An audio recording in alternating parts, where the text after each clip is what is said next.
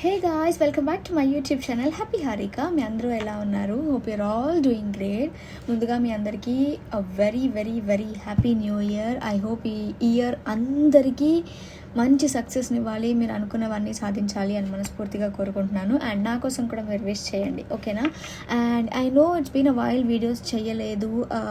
Weather బాగాలేదు మాకు, చాలా అంటే టెంపరేచర్ చాలా డౌన్ అయిపోయింది. చాలా చల్లగా ఉంది అండ్ ఇట్స్ ఫ్లూ సీజన్. ఎక్కడికి వెళ్ళినా ఫ్లూ ఉంది అందరికీ. సో మీరు కూడా చాలా కేర్ఫుల్గా ఉండండి.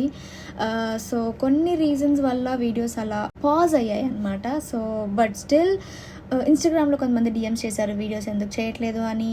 అండ్ కొంతమంది వాళ్ళ క్వశ్చన్స్ అడిగారు, కొంతమంది యూట్యూబ్లో కామెంట్స్ పెట్టారు. Thank you so much for constantly supporting మీ. కొంతమంది స్టార్టింగ్ నుంచి నాతో పాటు ఉన్నారు ఈ జర్నీలో. I'm so grateful for all of you. I hope మీరు ఇలాగే ఫ్యూచర్లో కూడా నన్ను సపోర్ట్ చేస్తారు అని మనస్ఫూర్తిగా కోరుకుంటున్నాను. సో ఇవాళ వీడియో ఏంటి అని అంటే, of course new year, new intakes. ఇప్పుడు రావాలనుకున్న వాళ్ళు ఉంటారు, నెక్స్ట్ ఇంటేక్కి రావాలనుకునే వాళ్ళు ఉంటారు.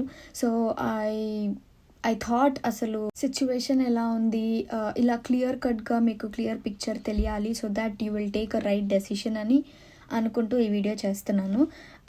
అండ్ ఈ వీడియోని 2 పార్ట్స్గా డివైడ్ చేస్తున్నాను. In which this video will be like I'll be telling, అంటే కొన్ని పాయింట్స్ చెప్తాను in which you'll get to know ఎందుకు రాకూడదు యూకేకి అని మీరు తెలుసుకుంటారు. And next video will be ఎందుకు రావచ్చు అనేది చెప్తాను. ఎందుకంటే మీరు రెండు తెలుసుకుంటే ప్యారలల్గా డెసిషన్ అనేది కరెక్ట్గా తీసుకుంటారు అని నా ఉద్దేశం.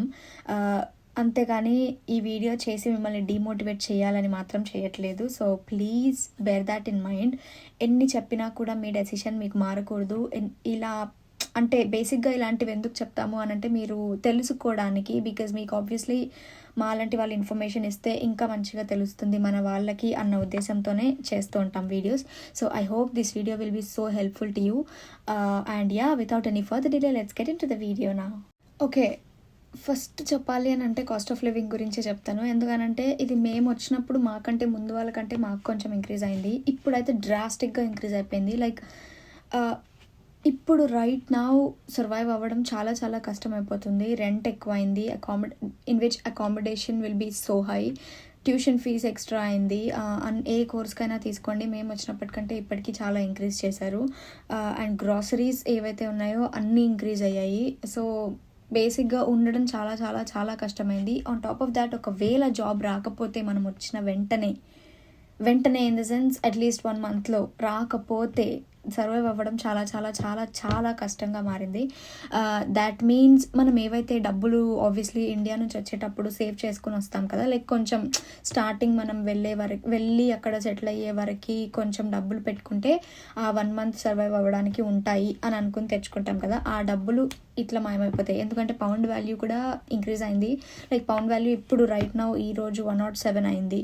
సో ఇండియా డబ్బులు ఇక్కడ మనం స్టార్టింగ్ ఏవైతే తెచ్చుకుంటామో అవి అస్సలు సరిపోవు. ఒకవేళ 1 monthలో అలా జాబ్ రాకపోతే కనుక సర్వైవల్ చాలా చాలా చాలా కష్టం. సో కాస్ట్ ఆఫ్ లివింగ్ అంత ఇంక్రీజ్ అయింది, చెప్పలేము. కమింగ్ డేస్లో ఇంకా కమింగ్ ఇయర్స్లో ఇంకా ఇంక్రీజ్ అయ్యే ఛాన్సెస్ కూడా ఉన్నాయి. సో అది ఒక బిగ్గెస్ట్ థింగ్. ఎందుకంటే మనం ఆబ్వియస్లీ ఎవరం డబ్బులు పెట్టుకుని రాం కదా, అందరం ఎడ్యుకేషనల్ లోన్ అని, పర్సనల్ లోన్స్ అని ఏవో ఒకటి ఇలాంటివి తీసుకునే వస్తాము. అంత తేలిగ్గా అంత డబ్బులు ఉండి మనం వచ్చేసే వాళ్ళం కాదు కాబట్టి. సో అఫ్కోర్స్ మనం ఇక్కడికి వచ్చాక జాబ్ రాలేదు అని అంటే ఒక 1 monthకి నువ్వు రెంట్ కట్టడమే కష్టము, గ్రాసరీస్ తెచ్చుకోవడం ఇలాంటివన్నీ సర్వైవల్ ఇదే కష్టం అంటే, ఆన్ టాప్ ఆఫ్ దట్ మనకి మళ్ళీ లోన్కి ఇంత కట్ అవుతుంది ఎవ్రీ మంత్ అని అంటే అదొక బర్డెన్ లాగా ఉండిపోతుంది. అఫ్కోర్స్ మనం ఇక్కడికి వచ్చాము అని అంటే ఇంటికి సపోర్ట్ చేయాలి అని అనుకుంటాము. సో అది ఇవ్వాలి అని అంటే అదొక బర్డెన్ అయిపోతుంది. ఇట్స్ లైక్ ఎవ్రీథింగ్ మన హెడ్ మీద ఉంటాయి అనమాట. సో కాస్ట్ ఆఫ్ లివింగ్ వల్ల ఇవన్నీ ప్రాబ్లమ్స్ అనమాట. అండ్ సెకండ్ థింగ్ ఏంటి అని అంటే, జాబ్ రావడమే కష్టము అని అంటే స్పాన్సర్షిప్ జాబ్ రావడం ఇంకా కష్టమైపోయింది.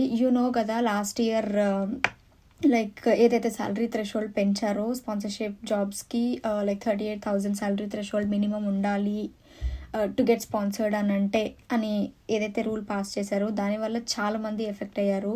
Firstly getting a job is difficult, on top of that getting a sponsor job is like అది ఇంపాసిబుల్ టాస్క్ లాగా మారిపోయింది అనమాట బేసిక్గా. ఎందుకనంటే ఇక్కడ ఏంటి అని అంటే మనం ఎంత ఎక్స్పీరియన్స్తోని వచ్చినా కూడా you'll be treated as fresher అనమాట. అండ్ ఫ్రెషర్కి మనం అంత సాలరీ ఎక్స్పెక్ట్ చేయడం చాలా చాలా కష్టం. ఇక్కడ అంత తేలిగ్గా అయితే ఇవ్వరు. మోస్ట్ ఆఫ్ ద సిటీస్లో అంతే. ఒకవేళ అంత ఇచ్చినా కూడా అంతే పోయే, లైక్ సే ఫర్ ఎగ్జాంపుల్ లండన్లో, సెంట్రల్ లండన్లో అంత ఎక్స్పెక్ట్ చెయ్యొచ్చు. బట్ సెంట్రల్ లండన్లో నీకు అంత వచ్చినా, ఇక్కడ లైక్ వేరే నార్మల్ సిటీస్లో తక్కువ వచ్చినా ఇట్ డజంట్ మేక్ డిఫరెన్స్ అనమాట. ఎందుకంటే అక్కడ ఇంకా ఎక్కువ అనమాట కాస్ట్ ఆఫ్ లివింగ్. అక్కడ మనం ఉండడం అనేది చాలా చాలా కష్టం. కంపారిటివ్లీ నార్మల్ సిటీస్లో ఉంటే కొంచెం మనకి ఏదైతే సర్వైవల్ ఉంటుందో అది కొంచెం ఈజీ అవుతుంది. సెంట్రల్ లండన్లో చాలా చాలా ఎక్స్పెన్సివ్ ఉంటాయి అన్నీ. సో బేసిక్గా అక్కడ ఎక్కువ వచ్చినా కూడా ఇక్కడ తక్కువ వచ్చినా కూడా రెండు సేమే అనమాట. సో అదనమాట. సాలరీ థ్రెషోల్డ్ వల్ల వీసా స్పాన్సర్షిప్ జాబ్స్ రావట్లేదు. దానివల్ల మనకి సెటిల్మెంట్ అనేది చాలా కష్టం. ఒకవేళ మనం ఫ్యూచర్లో ఇక్కడ సెటిల్ అవ్వాలి అనుకున్న వాళ్ళకైతే అఫ్కోర్స్ ఇప్పుడు రైట్ నౌ అది చాలా కష్టంగా ఉంది.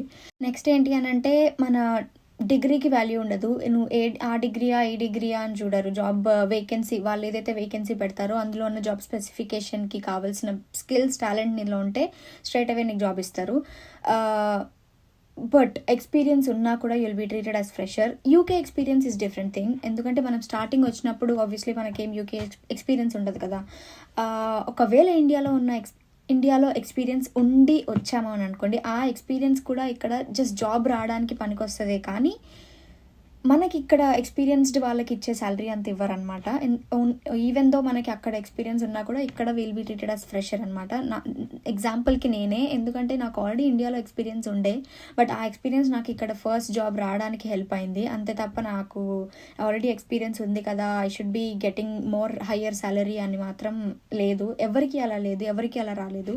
సో అదొక బిగ్గెస్ట్ డిసడ్వాంటేజ్ అనమాట. బట్ స్టిల్ ఫ్యూచర్లో అఫ్కోర్స్ మనకి ఆ ఫస్ట్ స్టెప్ అనేదే కదా మెయిన్. ఫస్ట్ స్టెప్ దొరికితే మనం నెక్స్ట్ స్టెప్కి ఎలా క్లైమ్ చేస్తాము అనేది మన మీదే ఆధారపడి ఉంటుంది. కాబట్టి ఫస్ట్ ఇక్కడ ఎక్స్పీరియన్స్ మనం గెయిన్ చేసుకుంటే ఫ్యూచర్లో మనకి అది ఈజీ అవుతుంది అనమాట. అండ్ ఇంకొకటి ఏంటి అని అంటే, యూకే గవర్నమెంట్ ఎప్పుడు ఏ రూల్ చేంజ్ చేస్తుందో ఎవరికి అర్థం కావట్లేదు. లాస్ట్ ఇయర్ ఏదైతే మినిమం సాలరీ థ్రెషోల్డ్ ఇంక్రీజ్ చేశారో, లైక్ 38,000 మినిమం ఉండాలి నీకు ఒకవేళ స్కిల్డ్ వర్కర్ వీసాకి స్విచ్ అవ్వాలి అని అంటే, ఆ రూల్ పెట్టినప్పటి నుంచి ఎంతమంది ఎఫెక్ట్ అయ్యారో అందరికీ తెలిసిందే. సో అలాంటివి లైక్ బేసిక్గా ఇంటర్నేషనల్ స్టూడెంట్స్ని ఇక్కడ సెటిల్ చేయడం, ఆ ప్రాసెస్ అనేది చాలా చాలా తగ్గించేస్తున్నారు.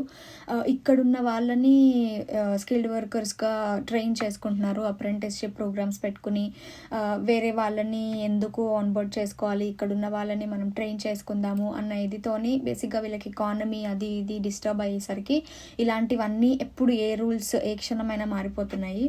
సో మనం ఫ్యూచర్లో ఇంకేమైనా డిఫరెంట్గా ఏదైనా రూల్ పాస్ చేసినా మనం ఆశ్చర్యపోనక్కర్లేదన్నమాట. సో అట్లా లాస్ట్ ఇయర్ మొత్తం పిఎస్డబ్ల్యూ గోల నడిచింది. అది ఉండదా అని ఇప్పటికి కూడా అదే భయంతోనే ఉన్నారు. బట్ స్టిల్ పిఎస్డబ్ల్యూ మీద ఏ యాక్షన్ తీసుకోలేదు.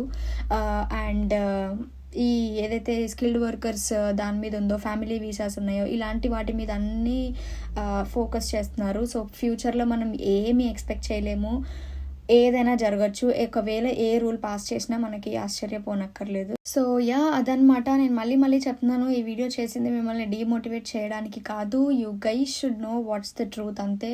సో దట్ సెటిల్మెంట్ గురించి ఆలోచించుకునే వాళ్ళు ఇంకొకసారి ఆలోచిస్తారు అన్న ఉద్దేశంతో మాత్రమే ఈ వీడియో చేశాను.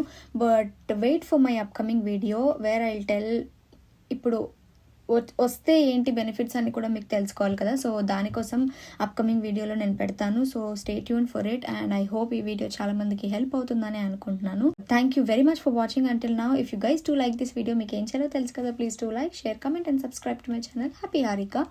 మళ్ళీ కొత్త వీడియోతో, ఇంట్రెస్టింగ్ వీడియోతో వచ్చేస్తాను. Until then you guys please take care. Tata, bye bye.